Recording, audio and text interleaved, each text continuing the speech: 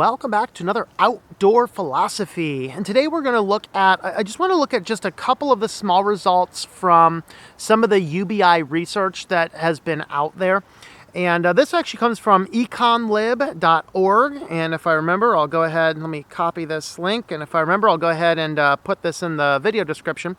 But this is an article saying the cost-benefit analysis and income distribution. And they're not telling me exactly when the article was posted, but this is from an economist who, let's see, based on the comments, it's actually very new. So the comments are like September 5th, 2019. So very new, within the last couple of months. And the economist here says, he has a kind of a passive interest in this, but looking around, he says, when he's debated it, I've been consistently impressed by how little the eager advocates try to teach me. He says, case in point, I learned more from reading 3 paragraphs in Kevin Lange's Poverty and Discrimination than my typical conversation with any UBI enthusiast. And he goes on to list this, which I'm not going to read verbatim what he says, but he looks at several different studies, and this included several studies in the United States and in Canada. So I don't even think they actually were talking about the Finland study, which is overall criticized for not really having a lot of, basically too small of a sample size. However, a 2,000, I think it was either a 2 or a 5,000 person study, is probably bigger than any of the ones that I've seen in the United States or Canada either, but I don't know. I'd kind of have to see all these. But he says here, 4 experiments conducted in the United States and a 5th in Canada. He says the largest of these, known as SIME/DIME, the Seattle Income Maintenance Experiment and the Denver Income Maintenance Experiment, so presumably in Seattle and in Denver, obviously. And basically they looked at giving out this money. And what they actually found, now we're not talking about the Maslow angle, we're not talking about the poverty angle as much. We're kind of talking about the economic angle in this article. And he basically says here that in both of these projects, which I guess were fairly large, he says there were some unintended consequences. The social science equivalent of medical side effects. In particular, the divorce rate rose among recipients randomly assigned to the negative income tax. The combination of the costs of labor supply effects and the effect on marriage led Senator Daniel Patrick Moynihan, an early supporter of the negative income tax, to withdraw his support. Now, they also talked about the program would save $4 billion, but it would make 95% of recipients worse off. And that makes some sense if you actually stop and say, all right, we understand that we have a crisis where people are not able to pay their basic rents. I mean, even where I'm at, I struggle with paying the rent because it's so stinking high in this town that I'm probably not going to stay here much longer, to be perfectly candid, because it's crazy how expensive it is in this town and I think about it this way. My mother recently sold a house only about 150 miles from here. Her entire house sold, I think, for $19,000. 3 bedrooms, whole, sizable house. Out here, less than 2 years is what I pay in rent. That's insane. That's insane. I mean, wow. Think about that. Wow.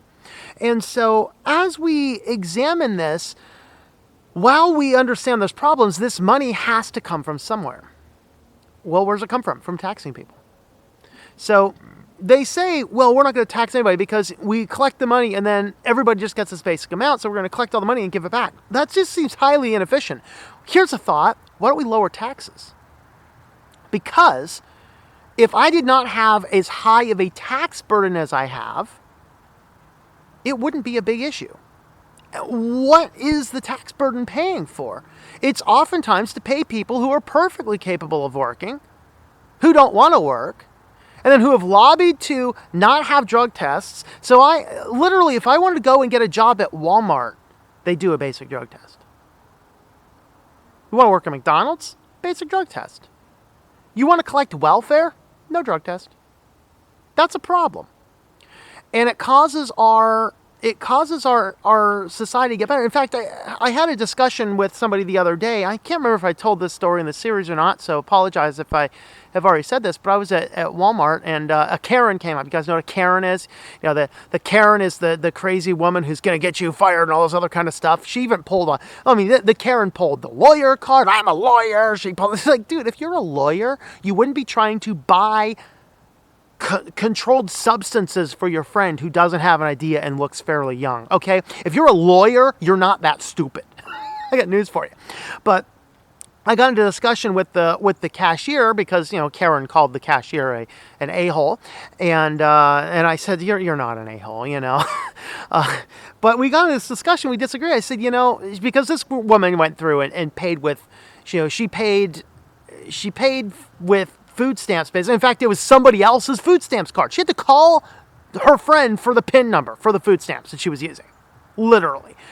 And then she tries to turn around and buy tobacco products and things. I said, you know, and here's the thought I have. If you are on welfare, you may not buy tobacco.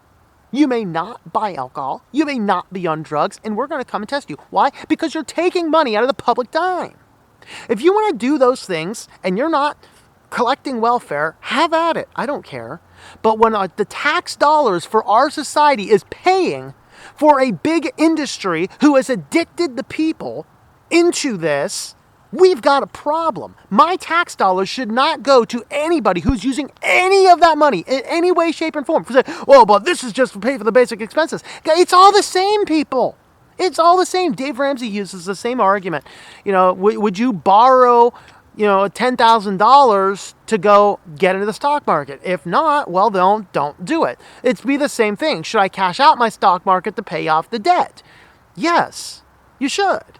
And that's kind of the same argument. When it all boils down, it doesn't matter because you have a certain amount of income in and a certain amount of income out. And if you're going out and blowing $500 a month on liquor and beer and tobacco and drugs, that's $500 that's not going to food in your house. And so wrapping it back up to the UBI argument, what happens when you give these people a lot of extra money? They just go and spend it on extra drugs. And that seems to be what the actual research, at least in this country, seems to illustrate. 95% of people were worse off. For the one hand, what they would buy, but also because it costs money to implement this program. It costs us money. We have to pay more taxes in, and they want to collect taxes and then give it all back. Here's a thought. Cut out the middleman. Don't collect so many taxes. Here's a thought. If my rent and my basic living expenses, rent, a modest food budget, and simple utilities for what is required adds up to a certain amount, we should have a 100% tax break on all essentials. That is what you should get. Say, all right, up to this amount, boom. No taxes on any of that basic money. We'll then tax you on the excess that you have. That's a better, more intelligent system, and it gets around this entire idea that says we have to collect a lot of money just to give it all back to everybody. You're still paying more taxes. And because you're still paying more taxes, the people producing the jobs and the people producing things are going to raise the prices. It hurts the economy in the long run. That seems to be what the research has actually demonstrated. There's a whole lot. It sounds noble. It sounds great. We're going to help people out. But this money has got to come from somewhere. And it's coming from us. It's coming from us who work hard, who have to pay so much money in taxes that you can barely afford to pay rent. Maybe, just maybe, the reason so many people are having a hard time is because they're getting taxed too high. And all a UBI is going to do is increase the taxes. So that's what we want to say today. I think I'm just going to do one more video. I'm going to look at UBI in terms of technology and robotics. I think that's the last one I want to do. Then I want to get off this UBI kick. So anyway, those are my final thoughts. I don't think UBI is a good idea at this point in time, but we'll see what happens. So thanks for coming along. You can help support the channel with links down below. If you're doing your Christmas shopping on Amazon, consider using the link that I have in the description down below. That helps out the channel quite a bit. So thanks for coming along, and we will catch you guys next time.